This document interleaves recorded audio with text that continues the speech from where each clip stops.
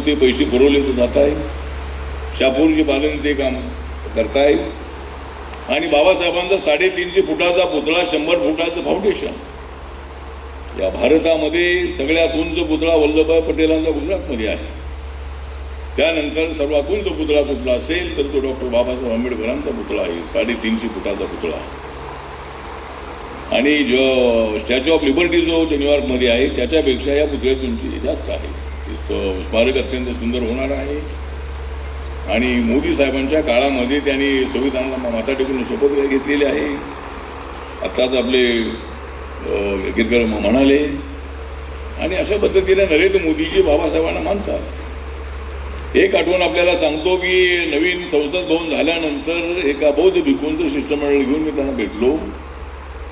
आणि त्यावेळेला मोदी साहेब म्हणाले की हे पहिलं शिष्टमंडळ मला भेटतंय, दुसऱ्या कुठल्याही धर्माचं शिष्टमंडळ मला भेटलं नव्हतं, तर पहिल्यांदा तुम्ही या नवीन संसद भवनामध्ये माझ्याकडे आलेले आहात.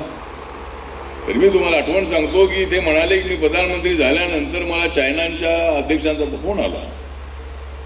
आणि त्यांनी सांगितलं की इतिहासामध्ये सगळी नोंद आहे की तुमचं गाव जे वडनगर आहे, मेहसाणा जिल्ह्यामध्ये वडनगर नावाचं गाव आहे, तर त्या गावामध्ये बौद्ध भिक्खूंचं ट्रेनिंग सेंटर होतं. 10,000 भिक्खूंना ट्रेनिंग देण्याचं सेंटर होतं. आणि चायनाचे भिक्खू हुएनझेंग नावाचे भिक्खू त्या ठिकाणी गेले होते. ते काय तिथं होते. नंतर ते चायनामध्ये आल्यानंतर ते त्यांच्या गावात राहिले.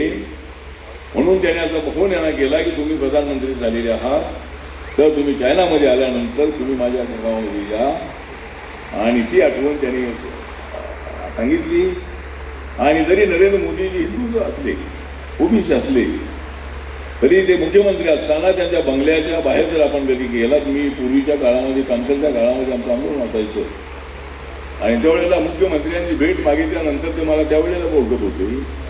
आणि काय मागण्या घेऊन आम्ही गेलो तर त्यांच्या मुख्यमंत्र्यांच्या जे निवास आहे त्याच्या बाहेर 6-7 फुटाची बुद्धाची मूर्ती आहे. आजी आपण गांधीनगरला गेला तर गांधीनगरमध्ये त्यांच्या मंत्रालयाच्या बाहेर 10-12 फुटाची बुद्धाची मूर्ती आहे. त्यामुळे आपल्या देशामध्ये बुद्धाला मानणारे हिंदू जरी असले तरी बुद्धाला मानणारे असंख्य लोक आहेत, बाबासाहेबांना मानणारे असंख्य लोक आहेत. त्यामुळे आज इथे ही भीमज्योत पुण्यामध्ये आलेली आहे. महात्मा ज्योतिबा फुलेंना बाबासाहेबांनी आपलं गुरु मानलेलं आहे. छत्रपती शिवाजी महाराजांना बाबासाहेब मानत होते. आणि बाबासाहेब आंबेडकर हे शक्तिपुरुष होते.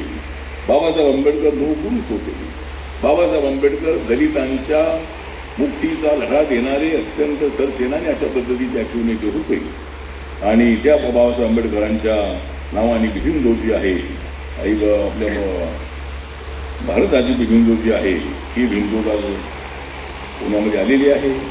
ज्या पुण्यामध्ये पुणे पॅक्ट झाला होता, त्या पुणे पॅक्ट झालेल्या शहरामध्ये, महात्मा ज्योतिबा फुलेंच्या शहरामध्ये सावित्रीबाई फुलेंनी आनंद यात्रा सहन करून महाराजांना शिक्षण दिलं, त्या पुण्यामध्ये आज या ठिकाणी भीमज्योत आलेली आहे.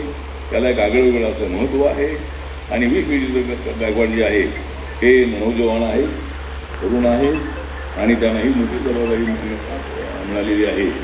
आणि ही जबाबदारी मिळाल्यानंतर त्यांनी पहिल्यांदाच अशा पद्धतीचा निर्णय घेतला की दीक्षाभूमी ती चैत्यभूमी अशा पद्धतीची भीमज्योत त्यांची जात आहे.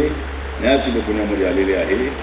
आणि यावेळेला त्या ठिकाणी गुरुभाऊ घाटे हे ब्राह्मण समाजाचे